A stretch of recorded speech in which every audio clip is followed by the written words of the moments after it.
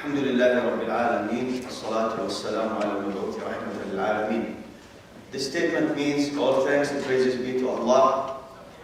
And Allah is described in the Quran, the Muslim book, as the creator of everything, the God of Adam, Noah, Abraham, Moses, Jesus, and Muhammad.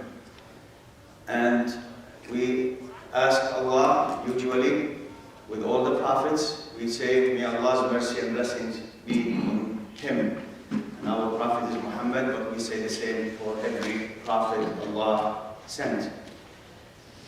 Islam has two resources. The Quran, which is the Muslim holy book, the literal word of Allah, hasn't been changed, not even a letter, since the beginning, since the time of Muhammad until today. And the Sunnah of Prophet Muhammad, meaning his practices and the statements he made, things that he agreed with. So this is called the Sunnah, which literally means path, methodology.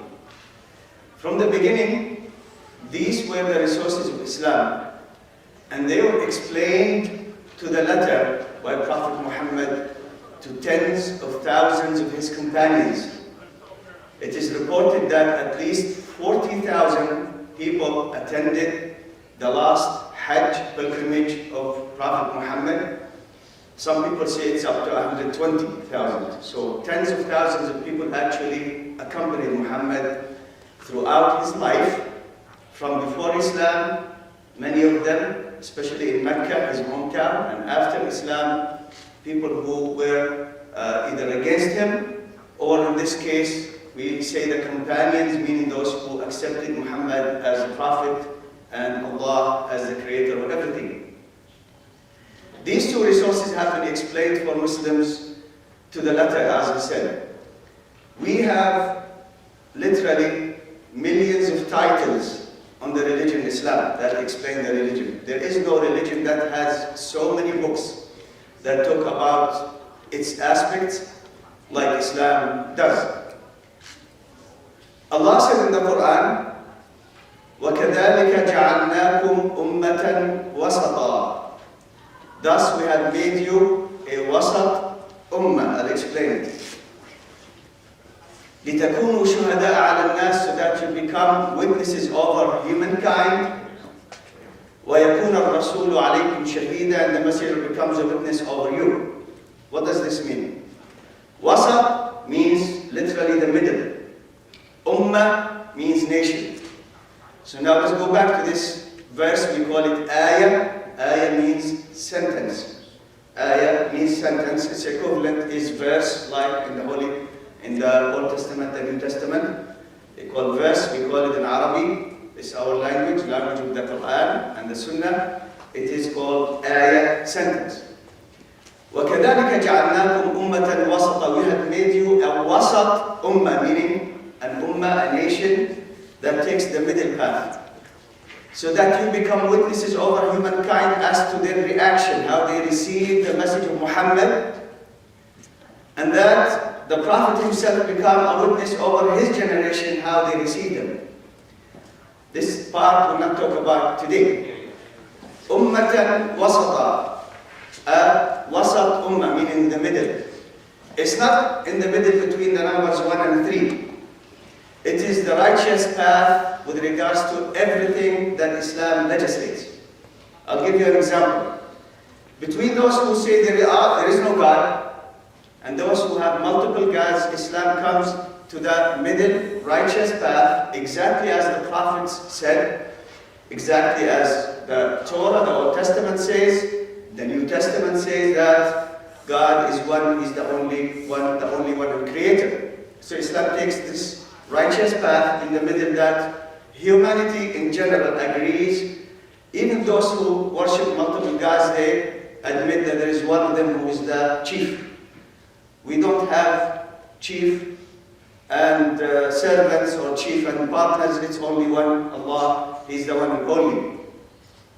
With regards to Allah's names and attributes, we have so many verses, ayat in the Quran that describe Allah and by the words of His Rasul that He is the Creator, the Lord, the Sustainer, and that He takes care of everything. This entire existence was made by Him and Him alone.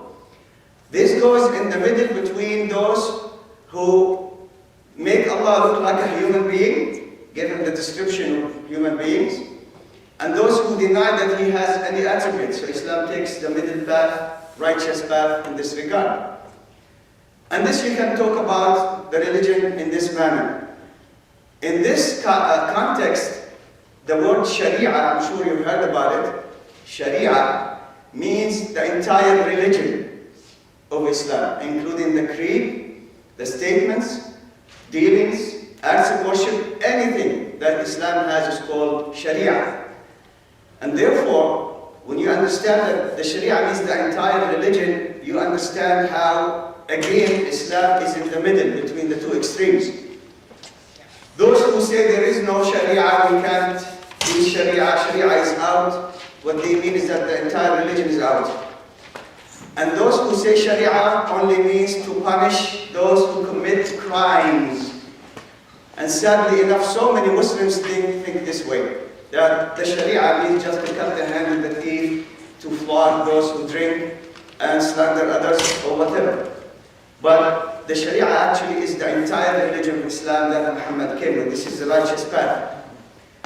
If you talk about prayer, it's between those who say faith is in the heart. They don't pray. They say we believe in God, but we're not going to do anything He tells us to do. It's all in the heart.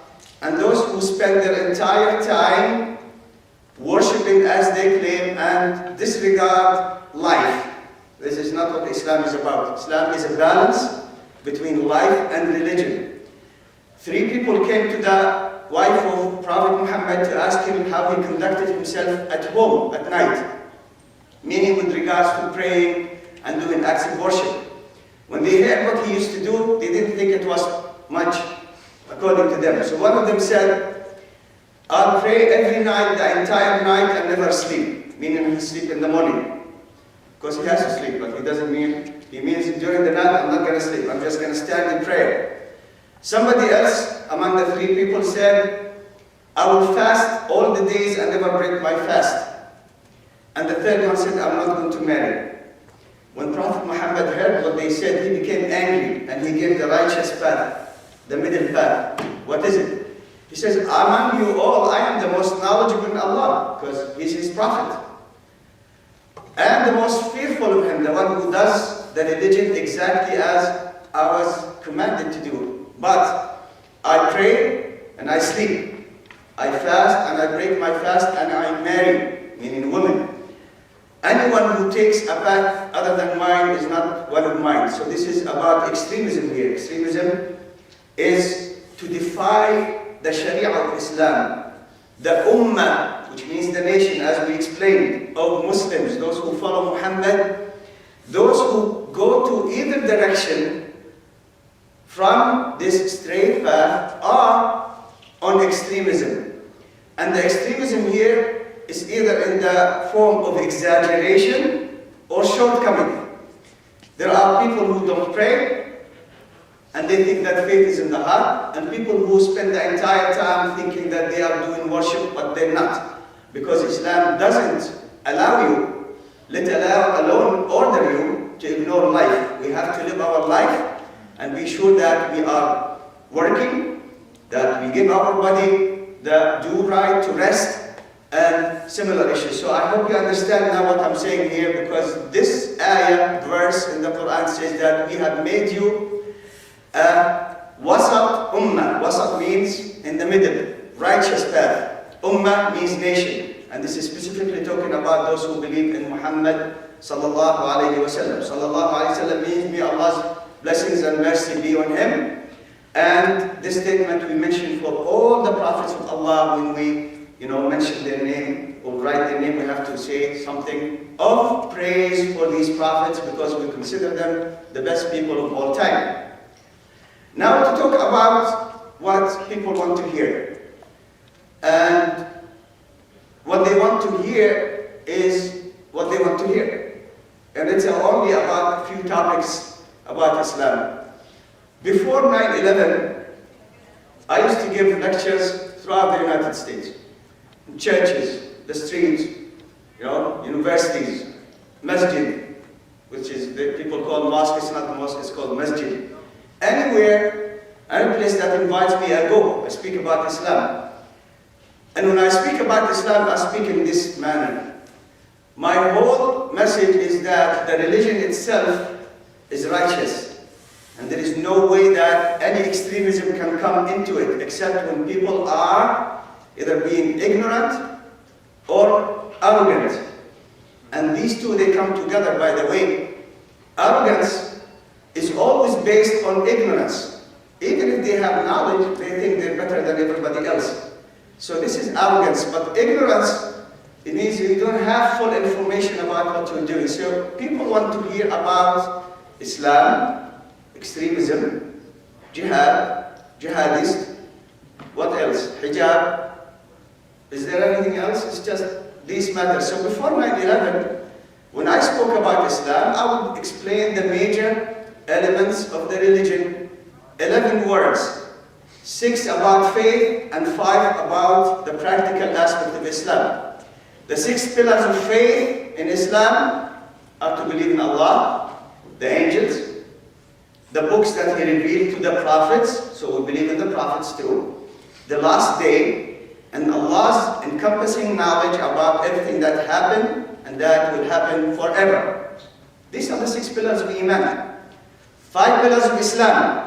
These are the practical aspects. You have to pronounce there is no deity worthy of worship except Allah, La ilaha illallah, and Muhammad is the messenger of Allah, Muhammadur Rasulullah. Pray, fast, give charity which is due on everybody's wealth for the poor, and to do pilgrimage if someone can afford to go to Mecca and back. So 11 words, really, this is what Islam is all about. I don't need to spend an entire lecture telling you about this verse and that verse. It's just, and all of these elements were mentioned in one of the statements of Prophet Muhammad, just one of them. By the way, I started explaining the statement which we call hadith. Statements of Muhammad are called hadith. H-A-D-I-T-H, hadith. I started explaining it at the masjid in Lakawana just this week, and I'm going to continue for a few weeks. So the entire religion is found in few words. During my debates or discussions with non-Muslims, primarily Christians, we have dialogues all the time. I tell them our religion, I can explain it and tell you about it in 1 minute, and I just did that to you. 6 pillars of faith, we call it Iman. 5 pillars of Islam, meaning practical aspects. But after 9/11, people are not interested.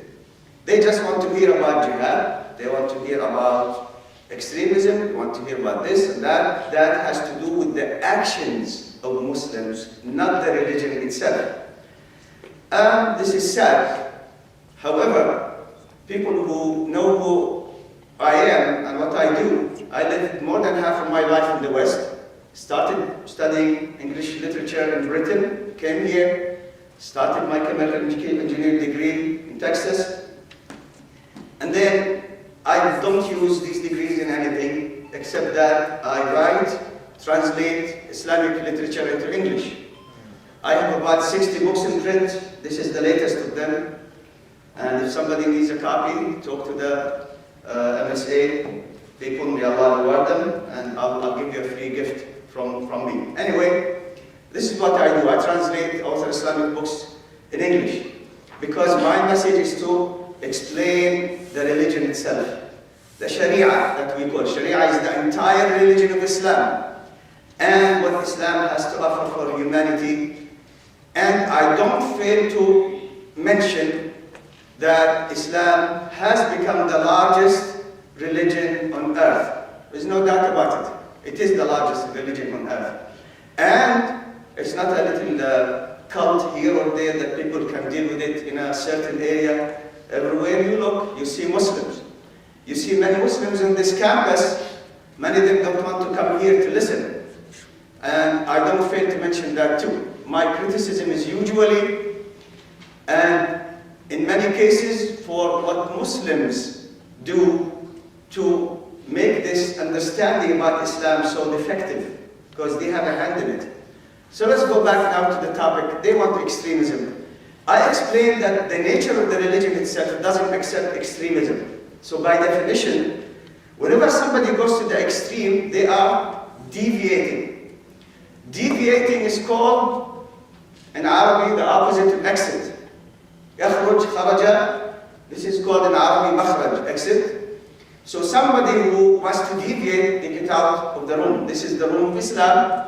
We have so many chairs, we have so many different places here, different things, but they want to deviate, they get out. This definition, Khawarij, K-H-A-W-A-R-I-J,